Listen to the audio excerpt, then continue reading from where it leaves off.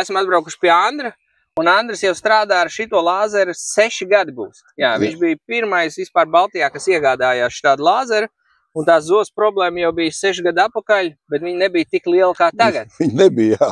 Tāpēc, ka agrāk tik daudz pupas neaudzēja, tik daudz pākšagus neaudzēja, un es domāju, kaut kas arī ekoloģijā izmainēs, kad tiem putniem nav kur īsti palikt, un tad viņi sāk nākt uz laukiem. Jā.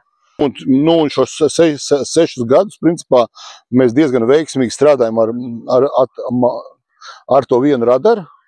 Man pieredze bija tāda pa visiem gadiem pirms šī gada, kad, ja radars nostāv 5-6 dienas laukā, tad tie putni, principā, pat necenšas atgriezties. Bet šogad sanāca, ka tomēr kaut kas dabā pamainījies, vai to putnu intensitāte lielāka, kā to radaru uzstāda, tad arī viņam jāstāv laukā. Šaušana, es domāju, ka tas ir tāds patiesībā medniekiem, kam gribās šaut, lai viņš šauj. Jā. Nevienam nav liekts. Bet kā no dabas skatoties, tas nepalīdzēs. Ja grib, lai tavu ieguldītā nauda, tos plānotais efekts būtu, ir jāinvestē radaros. Skaidrs, jā. Un kā tev arī ar dzērvēm tas pats lāzeres dzērvs neņem, jā? Vai... Viņš atbiedēja, viss bija, bet tad viņam ir jāstāv regulāri. Un es arī no dzērvu, kur bija dzērvs, tad laukā gribēju paraustīt. Tad uz vienu, uz otru. Jā. Bet es domāju, kad radars kopā standējumā lielgabaliem pa stūriem, tas ir perfekts. Tā, tas vislabāk, Ulis arī tieši to paši teica, ka radars un pa stūriem lielgabaliem, tad tas lauks ir pasargāts. Tieši tā. Nu, un tad tās zoses 100% atbalsta vai kaut kāds bariņš? Nē, 100% atbalsta. 100%. Patiesībā ir divas lietas – radars un kodināšana.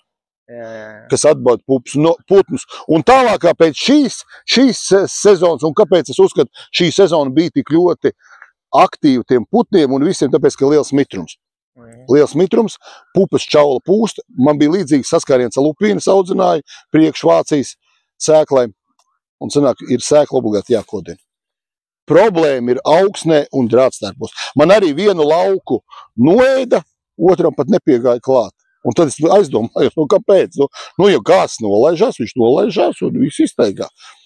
Bet kā sanāk, kad vienkārši drātstērplien pupas, un zosi jau viņi tā zaļā masa, bet viņi arī kā proteīna augsts, tas kā vitamīnu, viņi to drātstērpu, un visiem ir labi dabai, bet zemniekiem slikti. Tā kā tas ir viennozīmīgi. Radars ir kodināšana. Kodināšana, tad, kad tu saki, vai kodināt, lai no drātstērpu. Jā. Ok, tas arī īstenībā ļoti labs padoms.